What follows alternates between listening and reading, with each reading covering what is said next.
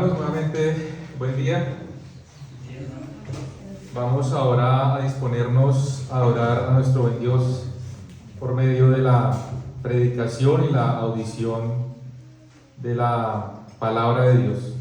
Así que quiero invitarles en esta hora, amados hermanos, a que puedan allí disponerse, puedan pensar en este momento, en este tiempo, todas las preocupaciones, los afanes con los que venimos de la semana anterior, los que podemos estar anticipándonos de esta semana. Si pueden apagar sus celulares, ponerlos en modo avión para que no tengan ninguna distracción, amados hermanos, y animarles a que puedan estar concentrados en este tiempo de predicación, amados hermanos. Podemos estar todos atentos, podemos estar todos adorando a nuestro Dios ahora en el acto de la adoración. Así que, amados hermanos, el día de hoy vamos a continuar con nuestra serie temática que hemos estado haciendo ya hace un par de meses sobre el Ordo Salutis. Así como ven allí en la pantalla, hermanos, el Ordo Salutis, para poner en contexto a los hermanos que tal vez no han estado en todas las enseñanzas. Recordemos que el Ordo Salutis es una frase en latín que significa el orden de la salvación. Hemos estado estudiando cómo Dios obra en los pecadores, cómo es este paso a paso de cómo Dios ejecuta esta obra de redención. Y recordemos, hermanos, que desde el principio hemos dicho que la salvación le pertenece al Señor. Es una obra de Dios de principio a fin. Y hemos dicho que esta obra que hace el Señor se le conoce como una obra monérgica, ¿no? Que es esta palabra que dice que es solo uno trabajando, ¿no? Que es solamente Dios obrando en los pecadores. Así que rápidamente, hermanos, ustedes pueden ver allí en la pantalla lo que ya hemos estado estudiando. Hemos visto entonces que Dios es el que obra la salvación en los pecadores, predestinándonos ¿desde cuándo? Desde la eternidad, ¿no? Desde el principio Él ha predestinado a todas las cosas, ha predeterminado todo lo que va a suceder, pero dentro de esta predestinación está la elección que Él hace de todos estos hombres que Él va a salvar, ¿no? Entonces recordemos que de toda la humanidad caída, que somos todos los hombres, de toda la masa caída de la humanidad, Dios decretó salvar a algunos. ¿Por qué? Porque Él vio que íbamos a ser buenos, porque Él vio que íbamos a responder al Evangelio, porque Él vio que íbamos a ser buenos padres. ¿Qué fue lo que Dios vio en ustedes, en mí, para elegirnos desde antes de la fundación del mundo? Por el puro afecto de su voluntad. ¿No vio nada? Bueno, porque todos estábamos caídos. Entonces, hermanos, lo que hace Dios es lo que expone allí Pablo en Romanos 9, cuando Pablo dice que así como el alfarero ve el barro, ¿por qué el alfarero escoge una parte para honra y otra para deshonra? ¿Acaso el alfarero ve que una parte del barro está mejor? No, ve a todo el barro igual. Entonces, en la elección decimos, amados hermanos, que Dios de toda la masa caída elige a algunos hombres para salvación. ¿Por qué? Por el puro afecto de su voluntad. Porque a Él le plació, porque Él es Dios, Él es soberano y Él hace lo que a Él le plazca. Él es soberano en cómo debe salvar, a quiénes debe salvar, y ese ha sido el plan de redención, el decreto de redención. Después vimos, hermanos, que después en el paso, en la historia de cada creyente, Dios realiza el llamado. Dios llama a estos elegidos, a cada uno en su momento. ¿Cómo? Por medio de la predicación del Evangelio. La única forma, hermanos, como usted y yo hemos llegado aquí es porque alguna vez escuchamos el Evangelio, porque se nos presentó, se nos llamó por medio de este llamado externo que es la predicación de la palabra, y en su momento, en el momento que Dios predeterminó, hizo el llamado interno. Nos llamó y dijo: Lázaro, Lázaro, ven fuera. Le dijo a cada uno de ustedes por nombre: ven fuera, te doy vida. Y por medio de su Espíritu Santo, Dios nos concedió vida. Y aquí es cuando entramos al paso de la regeneración, que es lo que también se conoce como el nuevo nacimiento. El Espíritu Santo nos dio vida, y esto fue únicamente por medio de ¿qué? Por medio del agua, es decir, por medio de la palabra, y es una obra del Espíritu Santo que nos dio vida. No depende de nosotros, hermanos, no depende de usted y de mí, porque usted y yo, en nuestras condiciones naturales antes de Cristo, ninguno de nosotros buscaría a Dios. Ninguno de nosotros busca a Dios de forma natural, únicamente hasta cuando Dios nos da vida, nos da la regeneración. Después vimos, hermanos, allí el siguiente paso, que es la conversión. Vimos que este paso está dividido en dos gracias, que es la gracia de la fe y la gracia del arrepentimiento. Allí es cuando nosotros respondemos, allí es cuando el hombre responde teniendo fe en Cristo Jesús para salvación y se arrepiente para con Dios, ¿no? Es consciente de la condición que está caído, es pecador, y se arrepiente de sus pecados y pone su confianza en Cristo. Y la última vez, hermanos, que estuvimos viendo el ordo salutis, estuvimos viendo el paso de la justificación, una doctrina importante dentro de nuestra fe cristiana, porque aprendimos que una vez ponemos nuestra confianza en Cristo, Dios nos declara justos, no por nuestra propia justicia, porque somos ¿qué?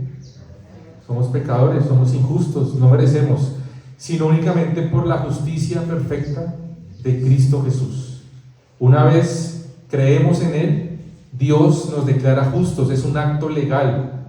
Así como cuando un juez declara a alguien justo o lo declara culpable, Dios nos declara justos. ¿Pero por qué? Porque ahora nos ve a través de ¿quién? De Cristo Jesús. Así, hermanos, que con ese breve resumen, para poner en contexto a los hermanos que no han podido estar en todas las lecciones y para también nosotros estar nuevamente en contexto, hoy nos corresponde, amados hermanos, la adopción. Vamos a ver hoy, hermanos, estudiar el paso o esta obra o este acto de Dios conocido como la adopción. Así que, hermanos, seguramente, obviamente, estaríamos preguntándonos, bueno, ¿qué quiere decir eso de la adopción? Obviamente, tal vez podemos entender, porque es una palabra que tal vez es común dentro de nuestro vocabulario, pero ¿qué es lo que dice, hermanos, la Escritura? ¿Qué es lo que dice la palabra acerca de la adopción? ¿Qué implica, hermanos, que nosotros seamos adoptados? ¿Qué beneficios trae que nosotros seamos adoptados? ¿Qué tiene que ver esto con este paso de la redención? Es importante que esté aquí en este ordo salutis cuando hablamos de la adopción. Así que, hermanos, obviamente que cuando hablamos de adopción de manera general, yo creo que todos entendemos que es este paso o este proceso en el cual una familia adopta a un niño, ¿no? Hace a un niño, no tiene que ser una familia que no tenga hijos. A veces hay familias que ya tienen hijos y deciden adoptar a un niño. Ese es un proceso legal, hermanos, el cual estos padres se convierten en el padre de un niño que no es su hijo biológico. Es decir, cogen a un niño de otra familia y lo hacen propio, lo hacen suyo. Esto es lo que nosotros entendemos así de manera, digamos, breve de la adopción. Por ejemplo, hermanos, en la antigua Roma, este era un proceso legal y era un proceso común dentro de la cultura romana, que otorgaba al niño los derechos legítimos, los privilegios de su nueva familia. Así que, aunque la motivación de las familias romanas, especialmente del pater, es decir, del padre, era por intereses políticos y por intereses económicos, era para la extensión de su linaje. Ellos estaban con la necesidad de extender su linaje, y en este momento, hermanos, en Roma, bueno, al igual que siempre, criar a un niño siempre ha sido muy costoso. Entonces los romanos, para evitar todos los gastos que implica un niño en sus primeros años de vida, lo que hacían era que adoptarlo en una edad más avanzada. Entonces ellos estaban pensando en que en su beneficio económico, ¿no? Estaban pensando, y también en un beneficio político, porque ellos estaban con la idea de extender su linaje, es decir, que su nombre, que su apellido, que su linaje no quedara sin descendencia. Así que, hermanos, los niños eran vistos como mercancía. También muchas familias negociaban entre sí, es decir, le compraban el hijo a otra familia, y lo que hacían era adoptarlo. Y como les acabo de mencionar, hermanos, esto era únicamente por temas políticos, económicos, de mantener su descendencia. Por ejemplo, hermanos, en nuestro país, en Colombia, cuando hablamos de la adopción, es un acto legal. Adoptar en Colombia es un proceso legal. Y no sé si algunos de los que hemos estado aquí en algún momento hemos pensado en adoptar, o alguna vez pensamos, pero yo creo que no, porque creo que aquí la mayoría tenemos de 3 hijos para arriba, entonces creo que a ninguno se nos pasó. Bueno, de hecho lo que ha hecho Edwin y Yorani con Emanuel, pues es adoptar a Emanuel, ¿no? Que aunque es familiar, pero lo han hecho parte de su familia, ¿no? Entonces ellos podrían saber y han experimentado lo que significa la adopción, ¿no? Adoptar un hijo que no es de nosotros, ¿no? Así que, hermanos, cuando uno escucha las personas cuando hablan de la adopción, ustedes seguramente han escuchado que las personas dicen, no, pero es que adoptar un niño, ¿con qué mañas vendrá? ¿Con qué pecados vendrá? ¿De qué familia vendrá? ¿Con qué costumbres, con qué malas costumbres? ¿Con qué maldición generacional? Ya nosotros entendemos que pues eso no es bíblico, pero esas son una de las cosas que uno escucha de las personas, ¿no? Cuando están pensando en adoptar, ¿no? ¿Cómo vendrá este niño? ¿Será? ¿Qué tal que traiga el carácter del papá que no conocemos?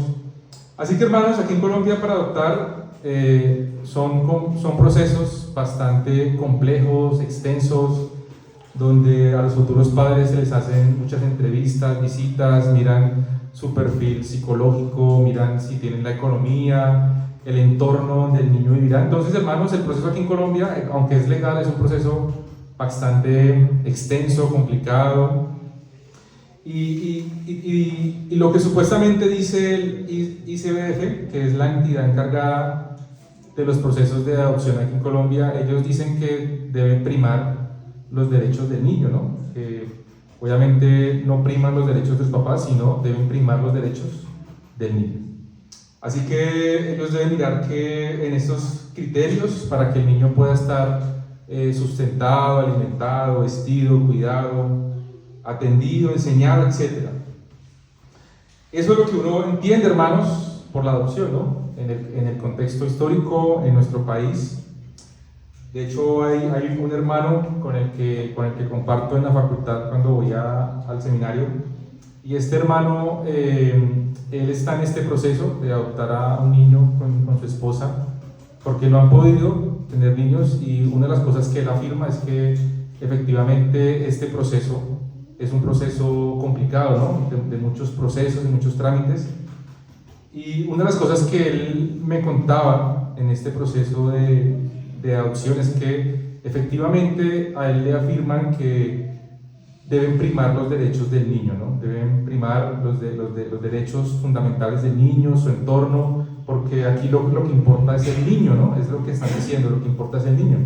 Y de hecho a él, cuando empezó este proceso, a él le preguntaron, bueno, ¿usted quiere el niño rápido o no tiene afán? Entonces él dijo, ¿a qué se refiere? No, pues si lo quiere rápido, pues le vale 40 millones de pesos. Y si lo quiere lento o no tiene afán, pues espere el proceso normal, ¿no? Entonces él empezó a darse cuenta que estas familias extranjeras que vienen de Holanda, de Estados Unidos, pues eran parejas que venían y que a los 15, 20 días, un mes, ya tenían el niño, porque ellos sí tienen la capacidad de pagar este dinero. Entonces uno se da cuenta, hermanos, que a la final lo que realmente no les interesa es los derechos del niño, ¿no? Obviamente no estoy diciendo que todas las personas que trabajen allí actúen así, pero nosotros estamos en un país corrupto, en un mundo corrupto, y obviamente sabemos que esto es cierto. Esto pasa en el Estado, esto pasa en muchos lugares donde están trabajando con dinero. Entonces, hermanos, así que realmente lo que prima no son los derechos del niño, ¿no? Entonces es lo que nos hace entender, ¿no?, que en esto de la adopción lo que supuestamente importa es que el niño y su entorno y su familia y su economía de sus padres futuros. No, simplemente lo que están pensando es en cómo pueden obtener más dinero. Entonces ustedes por eso ven que estos niños por allá a los 20, 25, 30 años vuelven a Colombia a buscar a sus padres, ¿no? Y vienen ya de Holanda, de Finlandia, de Noruega, de Estados Unidos, porque son familias que en su momento tuvieron la facilidad de pagar por un niño, Así que, amados hermanos, esto a manera de introducción para entender un poco de lo que es la adopción en nuestro contexto actual, en nuestra sociedad contemporánea. Quiero que en esta mañana, hermanos, podamos tener luz, a la luz de la palabra, sobre estos cuestionamientos que planteé al principio. ¿Qué es esto de la adopción? ¿Qué dice la Biblia sobre la adopción? ¿Qué significa, hermanos, que nosotros seamos adoptados? ¿Cuáles son los beneficios que Dios ha otorgado a aquellos que Él adopta? Así que, hermanos, que en este sermón entenderemos los privilegios que cada uno de nosotros hemos recibido al ser adoptados por Dios, si es que lo hemos sido.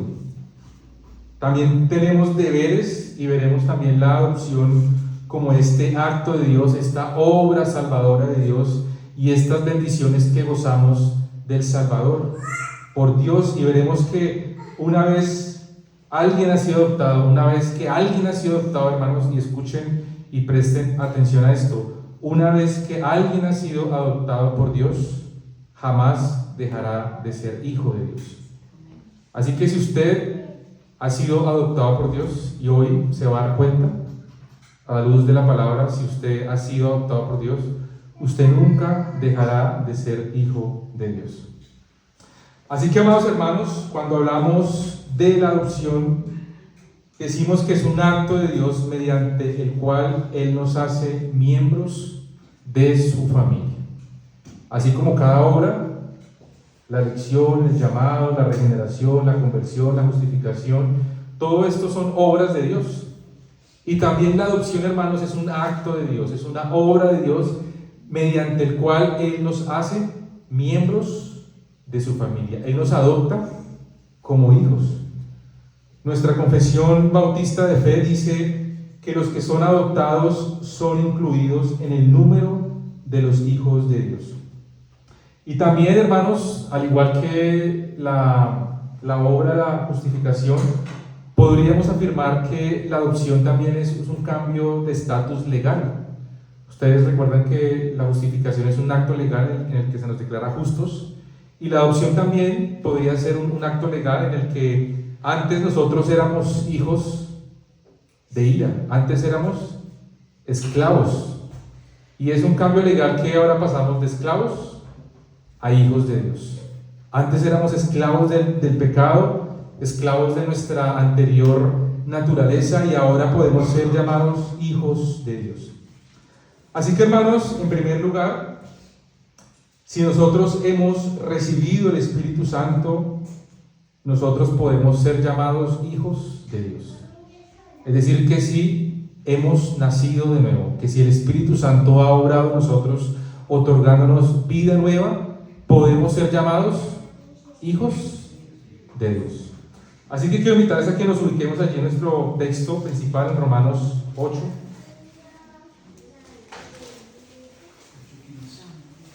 Y leamos inicialmente, hermanos, el capítulo 14 Romanos 8:14. Dice el apóstol Pablo, inspirado por el Espíritu Santo, dice: porque todos los que son guiados por el Espíritu de Dios, estos son hijos de Dios. Así que, hermanos, si el Espíritu de Dios ha obrado en nuestras vidas, dándonos vida, regenerándonos, solo allí en ese momento, hermanos, es que podemos afirmar que somos hijos de Dios. Una vez hemos nacido de nuevo, una vez hemos creído en Cristo para salvación y hemos tenido arrepentimiento para con Dios, hemos sido justificados, hemos sido adoptados, hermanos. Él nos adopta en su familia y somos llamados hijos de Dios. Antes no. Quiero invitarles a que vayamos rápidamente, hermanito, al Evangelio de Juan, allá atrás, capítulo 1, versículo 12. Están allí atentos con sus Biblias porque vamos a ver varios textos y de esta manera también, hermanos, vamos aprendiendo a desenvolvernos en el manejo de nuestras Biblias. Juan capítulo 1 versículo 12. Juan capítulo 1 versículo 12. Leo a favor de ustedes, dice la palabra de Dios: mas a todos los que le recibieron, a los que creen en su nombre, les dio potestad de ser hechos hijos de Dios, hijos suyos. Así que, hermanos, ¿qué es lo que está diciendo allí Juan? A los que creen en Cristo Jesús les dio la potestad, les dio la autoridad de ser llamados hijos de Dios, a los que le recibieron. Así que, hermanos, tal vez hemos tenido una concepción errada de lo que significa ser hijo de Dios, y tal vez algunos de nosotros, alguna vez o todos, hemos pensado que cada persona del mundo es hijo de Dios. Equivocadamente pensamos eso, ¿no? O tal vez sí hay alguno que esté pensando eso. Pues quiero decirle a la luz de la palabra que no todas las personas son hijos de Dios. Cada persona que ha existido en el mundo, cada humano, cada hombre, cada mujer, no es hijo de Dios. ¿Qué es lo que dice allí Juan? Para poder ser llamado hijo de Dios, recibirle y creer en su nombre, hermanos. Únicamente aquellos que le reciben, únicamente aquellos que ponen su confianza en Cristo Jesús para salvación, son las únicas personas que pueden ser llamados hijos de Dios. ¿Y qué de aquellos que no han puesto su confianza en Cristo? ¿Qué de aquellos que no han recibido el Evangelio? ¿Cómo dice la Escritura que son llamados ellos? Vamos a ver. Regresemos, hermanos, a Efesios, ahí más adelante de Romanos. Efesios capítulo 2 versículo 3. Veamos cómo la Escritura llama a aquellas personas, a aquellos hombres que no han puesto su confianza en Cristo, que no le han recibido. Efesios capítulo 2 versículo 3. Hay varias formas en cómo son llamados, y la primera es esta: entre los cuales también todos nosotros vivimos en otro tiempo, es decir, era la condición de nosotros antes de Cristo, en los deseos de nuestra carne, haciendo la voluntad de la carne y de los pensamientos, y éramos por naturaleza hijos de ira, lo mismo que los demás. Así que, hermanos, antes de llegar a Cristo éramos hijos de ira. Éramos personas que estábamos sujetos a sufrir la ira de Dios. Así que todos aquellos que están fuera de Cristo son hijos de ira. Están sujetos a sufrir la ira de Dios. Ahí más adelante, hermanos, en el mismo Efesios capítulo 5 versículo 6, otra forma como la Escritura llama a aquellos que no son hijos de Dios: nadie os engañe con palabras vanas, porque estas cosas viene la ira de Dios sobre los hijos de desobediencia, amados hermanos. Así que todos aquellos que no están en Cristo son hijos de desobediencia. No son obedientes al Padre, no son obedientes al Hijo, al Espíritu, al Dios Trino, a la palabra de Dios. Y otra forma, hermanos, en cómo somos llamados, quiero invitarles a que regresemos allí a Juan, capítulo 8. Vamos a leer algunos versículos allí de este capítulo, amados hermanos. Juan, capítulo 8. Vamos a ubicarnos en el versículo 41.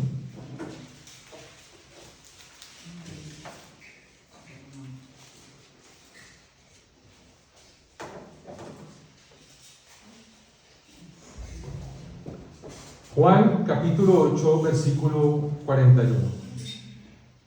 En el contexto, Cristo viene hablando con algunos judíos y Cristo les dice esto en el versículo 41: vosotros hacéis las 8:41. Vosotros hacéis las obras de vuestro padre.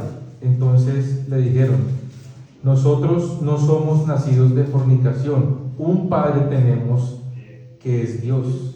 Veamos el versículo 42. Jesús entonces les dijo: si vuestro Padre fuese Dios, ciertamente me amaríais, porque yo de Dios he salido y he venido, pues no he venido de mí mismo, sino que Él me envió. Así que, hermanos, para ser hijo de Dios hay que amar a nuestro Señor Jesucristo. Después veamos el versículo 44. Otro nombre como se le da a aquellos que no están en Cristo: vosotros sois de vuestro padre el diablo, y los deseos de vuestro padre el diablo queréis hacer. Él ha sido homicida desde el principio y no ha permanecido en la verdad, porque no hay verdad en él. Cuando habla mentira, de suyo habla, porque es mentiroso y padre de mentira. Así que, amados hermanos, todos aquellos fuera de Cristo son hijos de ira, hijos de desobediencia e hijos del diablo. Dice allí Pablo en Corintios que estamos muertos en Adán o vivos en Cristo. Hermanos, no hay un estado intermedio, no hay un estado tibio, no hay un estado regular. Es que yo hoy soy hijo de Dios y mañana no lo soy, hoy soy hijo del diablo y mañana soy hijo de Dios. O es que yo voy en camino a ser hijo de Dios, ténganme paciencia, yo voy ahí cuando yo quiera. No es así, hermanos. No es que a veces soy hijo de Dios o a veces soy hijo del diablo. Todo el año soy hijo de Dios, pero en diciembre y enero, en los carnavales, me convierto hijo del diablo, con el pie derecho en el cielo y con el pie izquierdo en el infierno, hermanos.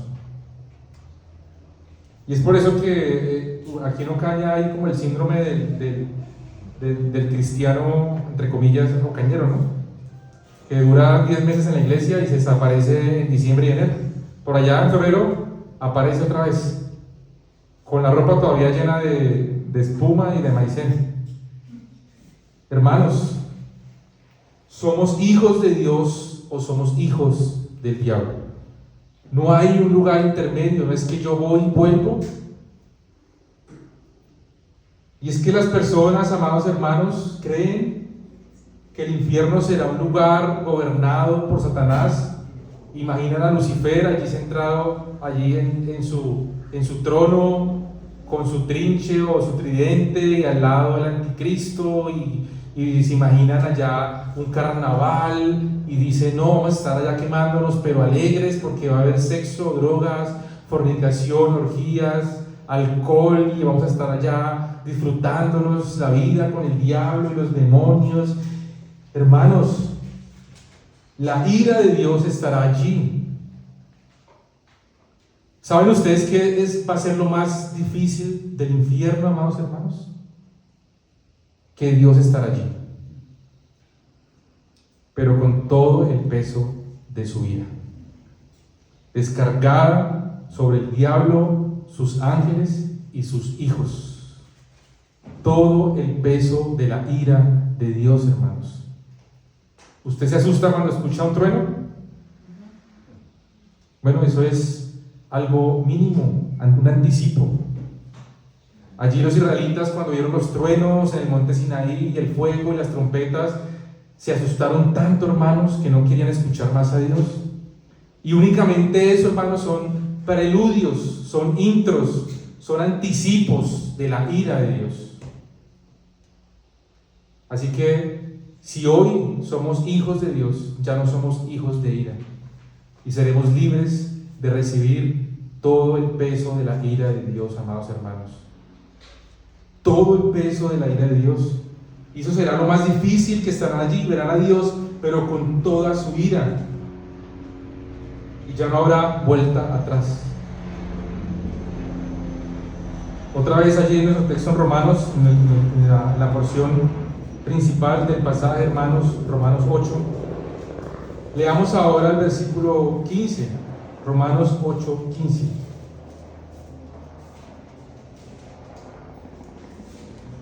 Pues no habéis recibido el espíritu de esclavitud para estar otra vez en temor, sino que habéis recibido el espíritu de adopción, el espíritu de adopción, por el cual clamamos, Abba, Padre. Otra vez Pablo diciendo, recordando que nosotros, los que hemos recibido el Espíritu Santo, no cualquier otro espíritu, no el espíritu de esclavitud, sino que hemos recibido el espíritu de adopción, que hemos sido adoptados, amados hermanos. Y la palabra adopción aparece únicamente 6 veces en la Biblia, y 5 de esas aparecen en el Nuevo Testamento, y siempre la usa Pablo.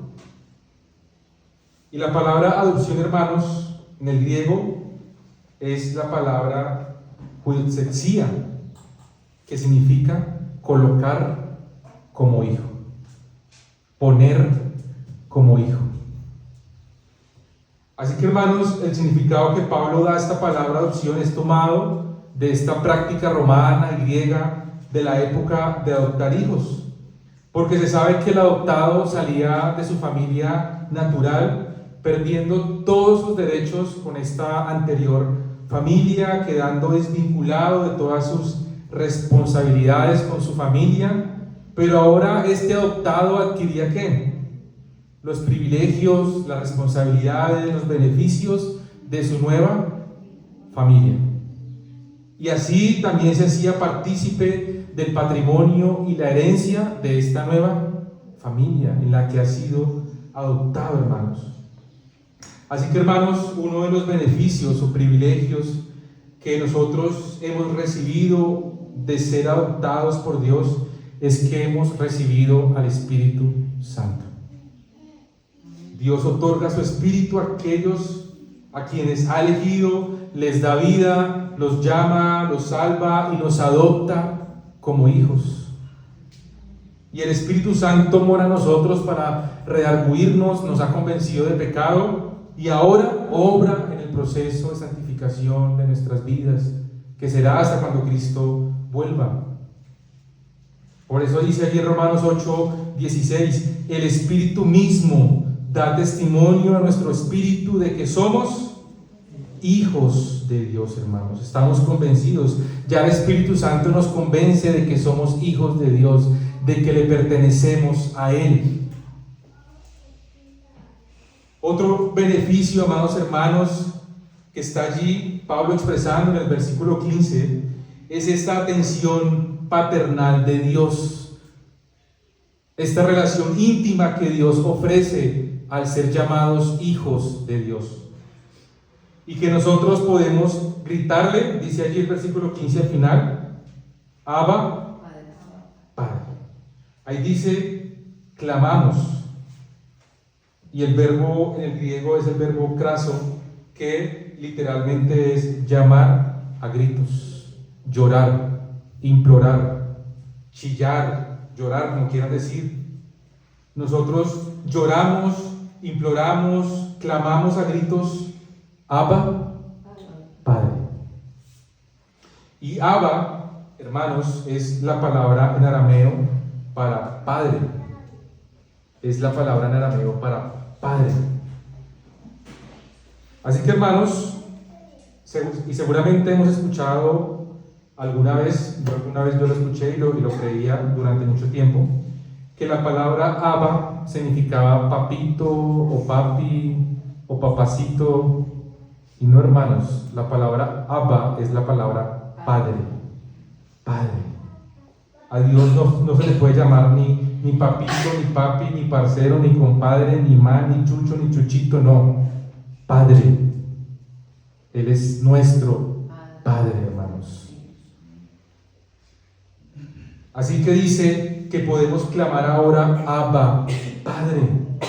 Y esa palabra allí en el hebreo está allí compuesta de dos partes, que es Ab y Ba. Y esa palabra Ab es Padre y la palabra Ba significa de mí. Padre de mí, Padre mío, el Padre que me pertenece a mí. Así que cuando decimos Abba, estamos diciendo este Padre que es mío, mi Padre, el Padre de mí. Así que nuestro Dios, nuestro Padre, nos está adoptando para que le podamos llamar Padre mío, Padre de mí, Padre que es solamente mío, que me pertenece a mí. Así que, hermanos, no sé cómo haya sido tu relación con tu Padre terrenal. Tal vez hemos tenido padres ausentes, distantes, crueles. Algunos no tuvimos padres, otros tal vez fueron abandonados, murieron. O tal vez sí hemos tenido buenos padres terrenales. Así que, hermanos, independiente de cómo haya sido nuestro Padre, no se puede comparar con nuestro Padre Celestial. No se puede comparar con esto que nos otorga Él al adoptarnos y que podemos llamarle Abba, Padre. Que nos da el privilegio de llorarle, de clamarle, de gritarle y decirle: Padre mío, Padre de mí. Ahora, ¿por qué Pablo está escribiendo esto de dos maneras? ¿Por qué está escribiendo Abba en arameo y Padre en griego, Pater? Bueno, así fue como el Espíritu Santo inspiró a Pedro a escribir, y seguramente es para dar un énfasis en este llamado, en esta relación íntima que uno tiene solamente con su Padre. Y veamos lo que Pablo dice también en Gálatas. Allí después de Corintios, hermanos, sigue Gálatas, capítulo 4, versículos 5 y 6. Gálatas, capítulo 4, versículos 5 y 6. Para que redimiese a los que estaban bajo la ley, a fin de que recibiésemos ¿la qué? La adopción de hijos. Y por cuanto sois hijos, Dios envió a vuestros corazones el Espíritu de su Hijo, el cual clama: Abba, Padre. Abba, Padre, hermanos. Dice que Dios envía el Espíritu de su Hijo, el cual clama, otra vez esa palabra, craso, grita, llora, implora: Padre de mí, escúchame. ¿Alguna vez usted ha orado así, hermano? ¿Alguna vez usted le ha dicho a Dios: Abba, Padre? ¿Alguna vez usted le ha dicho: Padre mío, Padre de mí? Y dice que Dios envió a vuestros corazones el Espíritu de su Hijo, el cual clama: Abba, Padre. ¿Y cuándo clamó Cristo de esta manera? ¿Cuándo fue que Cristo dijo Abba, Padre, hermanos? Allí en el Getsemaní, lugar que él frecuentó muchas veces durante su ministerio, en su tristeza, hermanos, y su angustia, porque la hora estaba cerca, se postró en tierra y oró. Dijo que si fuese posible pasase de él aquella hora. Y Cristo dice: Abba, Padre, todas las cosas son posibles para ti. Aparta de mí esta copa de la ira que vendría, mas no lo que yo quiero, sino lo que tú. ¿Recuerdan esta angustia del Señor? ¿Recuerdan este dolor de Cristo, de nuestro Señor? a horas de morir, pronto a entregar su vida. Pero ustedes recuerdan que lo más duro que él iba a recibir, ¿qué era? La ira de su Padre. La ira que usted y yo merecíamos. La ira que estaba acumulada durante siglos para los pecadores. Todo este peso de la ira cayendo sobre su Hijo, inocente. No lo merecía, pero lo hizo, hermanos, por amor a pecadores como nosotros. Si es posible, aparta de mí esta copa. Cristo en su humanidad, en su sufrimiento, en su dolor, en su angustia, estaba rogando: si es posible, aparta de mí. Él sabía que no pasaría, él sabía que tenía que cumplir, él sabía que lo iba a hacer, pero allí en su humanidad, en su dolor, él estaba rogando porque su angustia era real, hermanos, porque él sufrió esto. Y él no estaba pensando en los clavos, él no estaba pensando en los latigazos, él no estaba pensando allí en la crucifixión, que evidentemente iba a ser doloroso. El dolor más grande era que él iba a recibir toda la copa de la ira de su Padre sobre él. Y Dios, escuchando allí a su Hijo clamar, diciéndole: Padre de mí, yo sé que todas las cosas son posibles para ti. Si es posible, pasa de mí esta copa, pero no se haga mi voluntad, sino la tuya. Y Cristo muchas veces clamó al Padre: Padre, en tus manos encomiendo mi espíritu. Padre, perdónalos porque no saben lo que hacen. Y yo rogaré al Padre y os dará otro consolador para que esté con vosotros para siempre, hermanos. Pero solo en este momento fue cuando clamó: Abba, Padre, en el Getsemaní. Así que, amados hermanos, es importante entender esta mañana que así como Cristo claramente se refiere al Padre, está hablando de la primera persona de la Trinidad, el Dios Padre. Cristo dijo a sus discípulos: cuando oren, oren así: Padre nuestro que estás en los cielos, santificado sea tu nombre. Así que, hermanos, cuando el pueblo de Dios se dirige a Dios como Padre, ¿a quién realmente se está dirigiendo? ¿Es a la Trinidad completa? ¿Al Padre, al Hijo y al Espíritu? No, hermanos, al Padre. Nuestro Dios es un Dios trino. Pero cuando hablamos de la adopción, cuando hablamos de estas oraciones, como Cristo clamó y como clamamos, ¿a quién clamamos? Al Dios Padre, a la primera persona de la Trinidad, hermanos. De verdad que hay que hacer maromas exegéticas y parapetos, hay que ser un hereje para decir que Jesús es el Padre. Eso es una herejía, hermanos. ¿Cómo así que yo me oro a mí mismo? Padre, en tus manos encomiendo mi espíritu, a mí mismo me encomiendo el mismo espíritu mío. Hermanos, esto es un falso evangelio. Dios es un Dios trino, el cristianismo es de un Dios trino. Hay muchas personas creyendo que Jesús es el Padre, que Jesús es el Hijo, que Jesús es el Espíritu, los famosos Jesús solo. Están creyendo en un evangelio equivocado, porque ese no es el Dios de las Escrituras, es el Dios trino. Y si tú crees en el evangelio equivocado, no importa cuán sincero tú seas en tu creencia, simplemente estás sinceramente equivocado y vas a ir sinceramente al infierno. Así que, hermanos, debemos tener cuidado especial y atención, porque el título Padre es el nombre característico de la primera persona de la Trinidad. Y seguramente todos, cuando oramos, a veces cometemos estas equivocaciones, estas herejías, así que debemos tener cuidado, hermanos. ¿Cuántas veces hemos orado diciendo: Dios mío, Padre, gracias por morir en la cruz, por derramar tu sangre? Y no es así, hermanos. ¿Quién fue el que derramó su sangre? el Hijo, la segunda persona de la Trinidad, hermanos. Así que es mejor estar en un terreno seguro y orar como Cristo enseñó que oráramos al Padre, al Padre.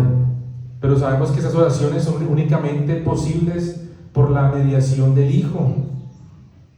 Él, como sumo sacerdote, como intermediario, es que podemos acceder al Padre, y el Espíritu Santo obra en nosotros para que podamos orar al Padre por medio del Hijo. Aunque en la Biblia hay algunas oraciones dirigidas a la segunda persona, a Cristo, como la de Esteban, la de Juan, el modelo que Jesús dejó es: Padre nuestro que estás en los cielos. Así es como tenemos que orar, hermanos. Y debemos tener cuidado cuando oremos, de no decirle al Dios Padre que gracias por derramar su sangre. Oramos: gracias, Dios Padre, por tu Hijo amado, por Cristo Jesús, quien derramó su sangre. Y en Juan 20:17 vemos cómo Jesús nos enseña esto, cuando después de su resurrección, al encontrarse con María Magdalena, Jesús le dijo: no me toques, porque aún no he subido a mi Padre. Mas ve a mis hermanos y diles: subo a mi Padre y a vuestro Padre, a mi Dios y a vuestro Dios. La primera persona de la Trinidad, Dios Padre.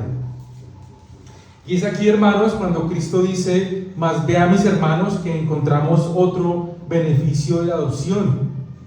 Cristo dice que no ha vuelto al Padre: ve y dile a mis hermanos. Así que, hermanos, ¿quiénes son los hermanos de Cristo? ¿Quiénes son los hermanos de Cristo? Dígalo, hermanos, sin miedo. Los creyentes. Somos los hermanos de Cristo. Así que Cristo es nuestro hermano mayor. Es el primogénito entre muchos hermanos. Así que el beneficio, otro beneficio que obtenemos al ser adoptados, hermanos, es que ahora somos parte de una nueva familia. Es que somos parte de la familia de Dios, donde Cristo es nuestro hermano mayor. Esto nos enseña, hermanos, acerca de la nueva y profunda relación que tenemos, no solamente con Dios, sino que también ¿con quién? Con Cristo y sus hermanos, es decir, nuestros hermanos en la fe, hermanos. Nuestros hermanos, otros creyentes, como hermanos. Ustedes recuerdan en una ocasión cuando Jesús se encontraba hablando a mucha gente y su madre y sus hermanos de carne estaban afuera, y alguien dice: he aquí, ahí, mira a tu madre y tus hermanos te quieren hablar. Y Jesús respondió: ¿quién es mi madre y quiénes son mis hermanos? Y extendió su mano y señaló a los discípulos. Dice allí: he aquí mi madre, mis hermanos y mis hermanas. Todo aquel que hace la voluntad de mi Padre que está en los cielos son mi familia, son mis hermanos. Así que, hermanos, la Biblia presenta a Jesús varias veces como nuestro hermano mayor, el primogénito entre muchos hermanos. Y muchas veces el vínculo con los hermanos de la familia de Dios, con los hermanos de Cristo, a veces es mucho más fuerte, es mucho más estrecho, es mucho más cercano que nuestra propia familia terrenal. Y Cristo aquí, hermanos, y la Biblia tampoco afirma, y yo tampoco estoy diciendo en esta mañana, que entonces no tengamos vínculos estrechos y cercanos con nuestra familia terrenal, con aquellos que no son creyentes, con nuestros padres que no son creyentes, con nuestros hermanos impíos, con nuestros familiares impíos. No, de ninguna manera eso dice Cristo. Lo que la Biblia sí está exhortando y enseñando es que los vínculos estrechos deben ser fuertes con los hermanos en Cristo, amados hermanos. Si hemos sido adoptados por Dios, estos, mire allí a su frente, mira atrás, mira a su lado, estos que están aquí, son su familia.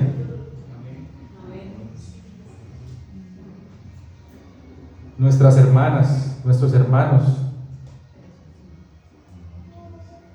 Así que lo que Cristo, hermanos, allí lo que Él está enseñando no es que Él está rechazando a su madre y a sus hermanos carnales, no, hermanos.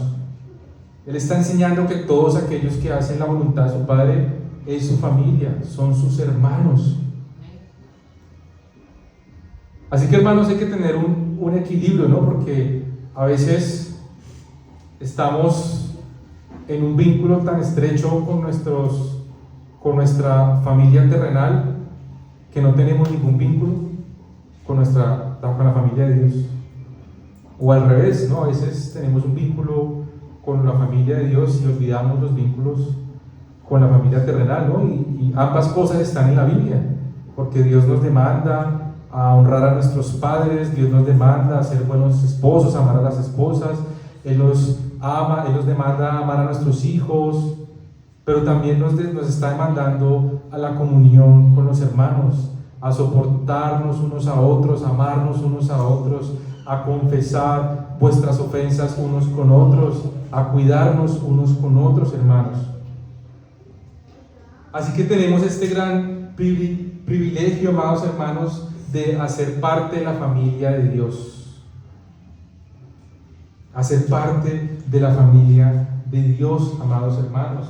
La comunión de los santos es algo que está en las Escrituras, está en nuestra confesión de fe, estará en nuestro pacto de la iglesia, y es por eso que nosotros siempre les decimos, hermanos, hay que tener comunión. Hay que tener comunión con la familia de Dios, hermanos. Y seguramente en nuestras antiguas iglesias acababa el culto y salíamos corriendo, el que más rápido se fuera. Y es por eso que nosotros incentivamos y les exhortamos por medio de la Escritura, hermanos, de la importancia de la unidad de la iglesia, de compartir. Y por eso hemos hecho los ágapes que hemos hecho, para incentivar a que estemos juntos, a que comamos juntos. Aparte que nos gusta mucho la comida, lo que realmente nos interesa es tener comunión con nuestros hermanos, compartir, hablar de Cristo. Así que, hermanos, la iglesia local no es como en la misa, que allá van y nadie se conoce con nadie, nadie habla con nadie, nadie sabe quién es el otro. Ese no es el Evangelio, hermanos. El Evangelio es para vivirlo en comunidad, de manera corporativa, comer juntos, hablar juntos, ayudarnos juntos. Así que, amados hermanos, les exhorto en esta hora, en esta mañana, a que no descuidemos la familia de la fe, hermanos. Nuestros hermanos en la fe, con los que tenemos que tener un vínculo estrecho, un vínculo fuerte, estar pendientes unos de los otros, amados hermanos. Y seguramente habrá momentos en los que tendrán que irse rápido por algún compromiso, alguna cita, alguna invitación, hermanos, pero nosotros de aquí no los estamos echando, hermanos, no se vayan tan rápido. Hablemos, compartamos, riamos, hablemos del sermón. No hay motivos para dejar de congregarse, para quedarnos, hermanos. Así que preparen todos los asuntos, organicen sus cosas allí. Y si tienen un bebé en la casa que tienen que darle comida, ¿cuántos años tiene el bebé? Va a cumplir 30, ¿no? Pues dejen la comida lista desde ayer, desde esta mañana, para que podamos vivir en comunión, amados hermanos. No podemos ignorar a la familia de la fe.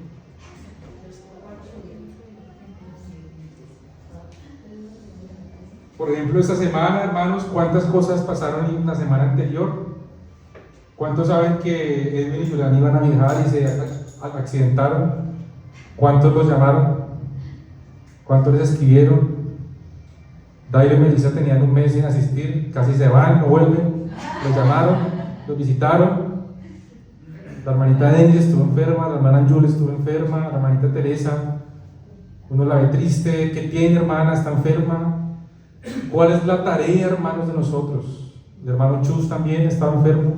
Yo les mandé la lista el viernes de todos los que estaban enfermos, oramos por ellos, los llamamos, les escribimos, los visitamos. Y seguramente ya no, esa es tarea suya, eso es porque usted es el responsable, usted es el líder, usted quiere ser pastor. No, hermanos, no es mi tarea, es la tarea de todos, hermanos, de cada miembro de la iglesia, hermanos, orando unos por los otros, visitándonos, acompañándonos, estando pendiente, amados hermanos. ¿Por qué no vino? Hace 8 días faltó mitad de la iglesia. Les escribimos dónde estaban, qué pasó, por qué no vinieron. Hermanos, es la tarea de toda la iglesia, hermanos. Esto hace parte, no es algo opcional, es algo que tenemos como privilegio, es un mandato de la comunión, de estar juntos, unidos.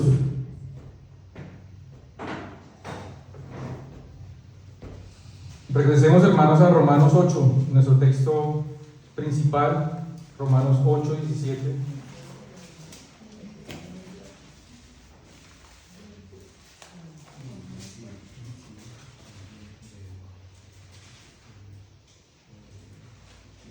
Y si hijos, también herederos, herederos de Dios y coherederos con Cristo, si es que padecemos juntamente con Él, para que juntamente con Él seamos glorificados.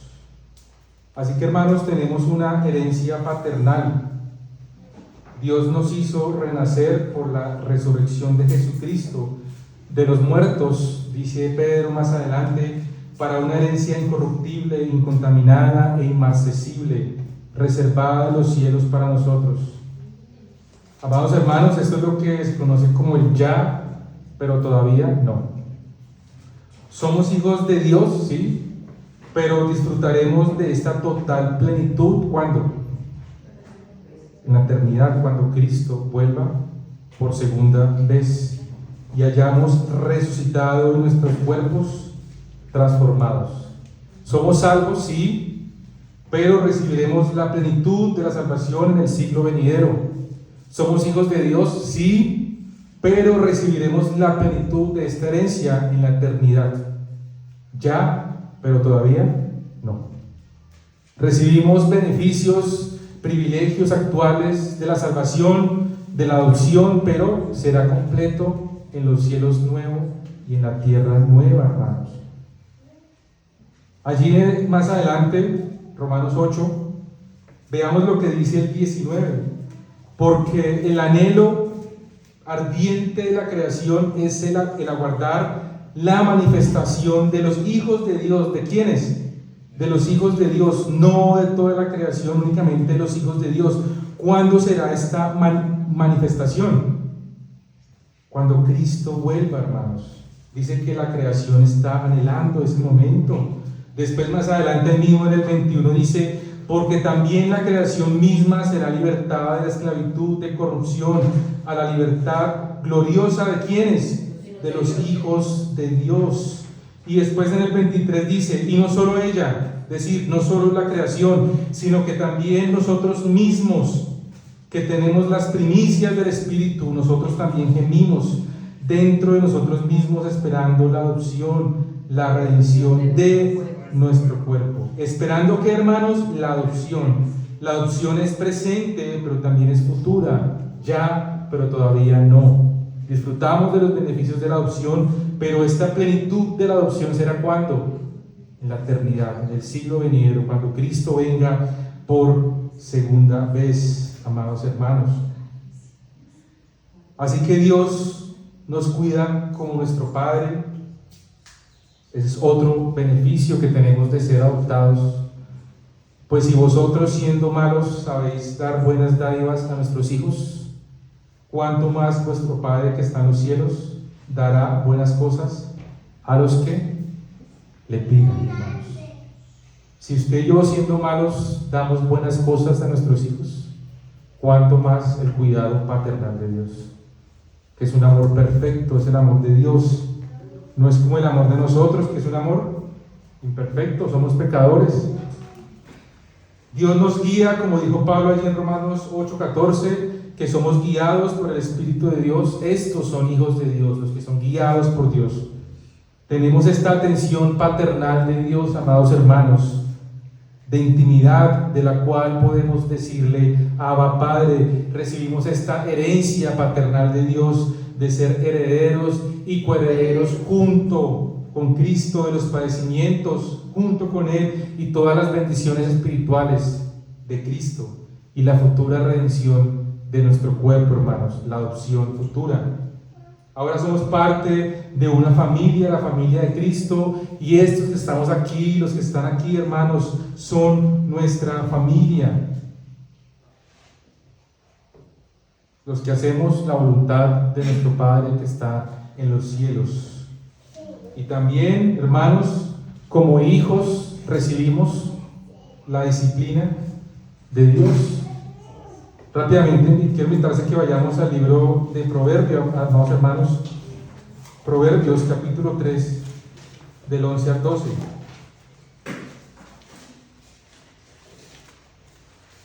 Proverbios capítulo 3, versículo 11 y 12. No menosprecies, hijo mío, el castigo de Jehová, ni te fatigues de su corrección, porque Jehová al que ama, castiga, como el padre al hijo a quien quiere. Así que, amados hermanos, si nosotros andamos por nuestras vidas con mucha tranquilidad, sin problemas, sin luchas, sin dificultades, y la mayoría de nuestro tiempo todo marcha bien, deberíamos preocuparnos. Porque si no hay pruebas y si no hay disciplina de Dios, deberíamos preocuparnos y pensar si realmente somos hijos de Dios. Si estamos pecando, si hemos caído en un pecado, si estamos luchando contra un pecado y no pasa nada y no hay ninguna disciplina, pues deberíamos preocuparnos, porque eso es un indicio de que no somos hijos de Dios. Porque el padre que ama a su hijo lo disciplina. El padre que ama a su hijo lo disciplina. Y Dios tiene que disciplinarnos y tiene que probar nuestra fe. Así que entre más problemas, más dificultades, más pruebas, mejor. Gloria a Dios. Como decía mi papá, siempre decía que entre más bravo el toro, mejor la corrida. Entre más bravo el toro, no la corrida. Entonces, entre más dificultades, hermanos, gloria a Dios. Estamos enfermos, gloria a Dios. Todo esto hace parte del cuidado paternal de Dios, porque Él nos tiene que disciplinar, Él nos tiene que probar la fe. Y así que todas las crisis que pasamos vienen de parte de Dios, de su cuidado paternal. Pero si no pasa nada, hermanos, alerta. Allí en Romanos 8:29, hermanos, un texto que ya hemos expuesto aquí en el Ordo Salutis, y para ir concluyendo en el sermón de esta mañana,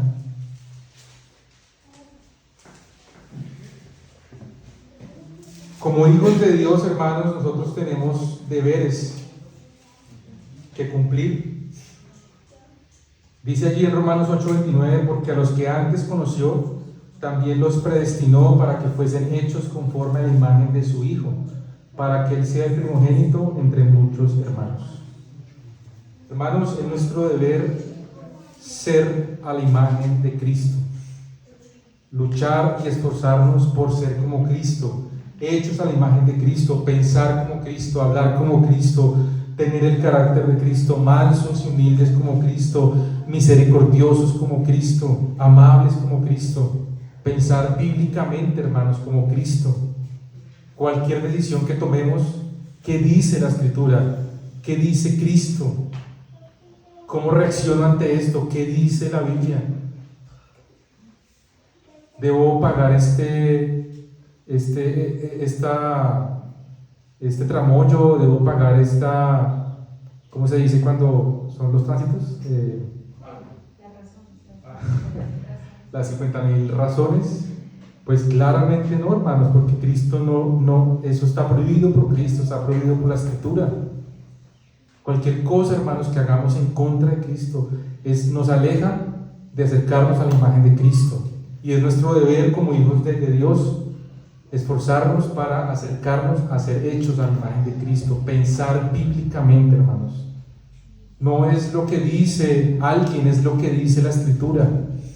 ¿Qué dice la Biblia en cómo debo responder, en cómo debo pensar, qué debo hablar? Tengo que hacer cosas por debajo de cuerda para que me den un puesto.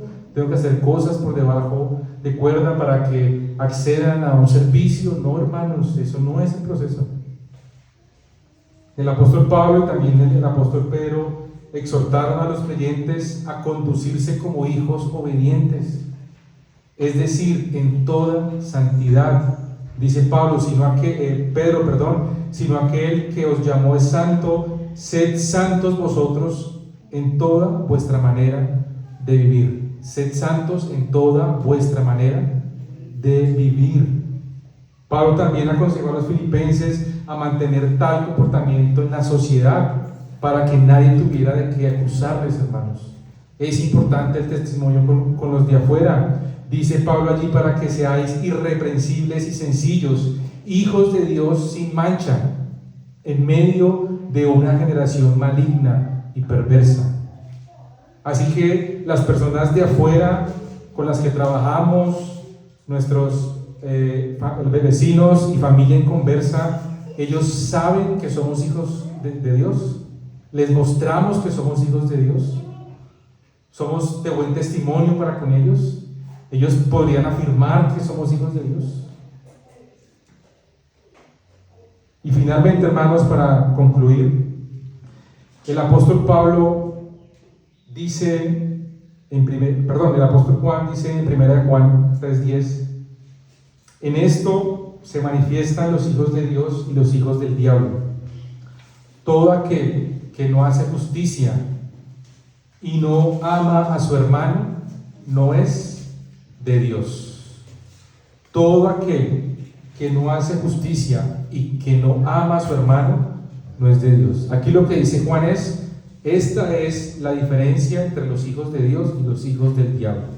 Los que no hacen justicia y los que no aman a su hermano no son de Dios.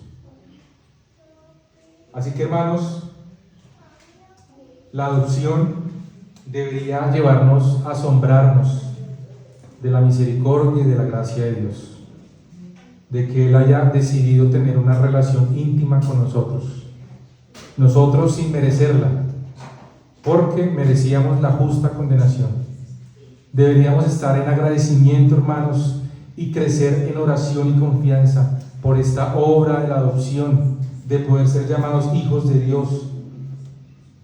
Debemos, hermanos, vivir para la gloria de nuestro Dios, de nuestro Padre. Y es un buen momento para reflexionar, hermanos, si nuestro caminar cristiano es realmente cristiano, si estamos siendo obedientes. Si no lo somos, Dios como nuestro Padre debe disciplinarnos, hermanos.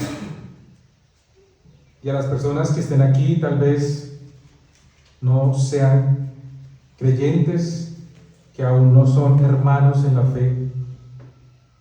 Por eso que hay que tener cuidado a quién le decimos hermano, porque no todos son hermanos. Y a los niños que también están esta mañana, ustedes han experimentado el amor de sus padres terrenales, el cuidado, aunque ha sido un cuidado imperfecto, un amor imperfecto, porque sus padres son pecadores. Hay un Padre que puede amarlos con amor eterno, un amor perfecto. Pero ustedes deben hoy entender y recordarles que son pecadores, que Dios está airado con ustedes, y que en este momento no son hijos de Él, pero deben venir a Cristo en fe y arrepentimiento. Deben poner su confianza en Cristo para que puedan ser llamados hijos de Dios y para que ustedes puedan clamar Abba, Padre. Oremos, hermanos. Padre amado, te damos gracias por tu palabra, Dios. Gracias por esta obra maravillosa de la adopción, Dios, porque nos has otorgado este regalo maravilloso de Cristo Jesús y que ahora nosotros podemos ser llamados tus hijos. Tú nos has dado este don maravilloso de la salvación en el que ahora podemos clamar a ti, Padre nuestro, Padre de mí, Padre mío, Abba Padre, y hoy rogamos a ti como tus hijos que nos ayudes a que podamos realmente entender estos beneficios de poder ser llamados tus hijos, que podamos cumplir tus mandamientos, Dios, que podamos ser obedientes como tú demandas de tus hijos, Padre, y que todo lo que ha sucedido en nuestras vidas, sea por prueba, sea por disciplina, hoy te damos gracias, Dios, porque tú todo lo obras con un propósito mayor y es tu propia gloria, Padre, y es que tu nombre sea exaltado, que nosotros nos acerquemos más a la imagen de Cristo, a ser hechos conforme a tu Hijo, Padre. Y hoy rogamos, como tu iglesia, rogamos juntos, dándote a ti gloria, agradecimiento. Nos asombramos, Dios, por las maravillas que tú haces en pecadores como nosotros, al otorgarnos el derecho de ser llamados tus hijos, Padre. Y rogamos por cada una de las personas que están aquí, que no han creído en ti, que no han creído en Cristo, para que pongan su confianza en el Señor para salvación y que también puedan experimentar estas bendiciones, estos privilegios, este regalo maravilloso de poder ser llamado tu hijo, Padre, tus hijos, y poder orarte, y poder llorarte y clamarte y saber que tú nos escuchas, no por nuestros méritos, sino por los méritos de Cristo, nuestro hermano mayor. Gracias te damos, Dios,